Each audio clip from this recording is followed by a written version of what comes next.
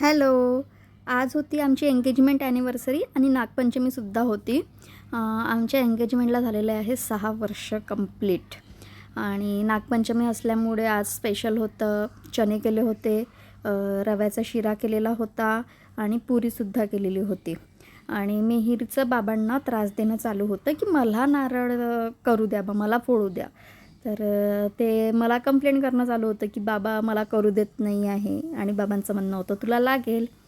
आणि मग आम्ही छानपैकी जेवण केलं आणि तुम्ही बघू शकता मिहीरला गॅसचा ओटा जोरात लागला होता. तो असा मागे टर्न झाला आणि त्याच्या लक्षातच नाही आलं की तो गॅसचा ओटा त्याला लागला आणि दातामुळे त्याला जखम झाली तिथे.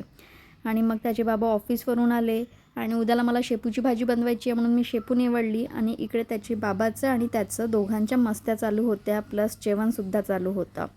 आणि रात्रीला बनवलं होतं मी आलूची भाजी, पुरी. चला मग भेटूया उद्याच्या व्लॉगमध्ये. बाय.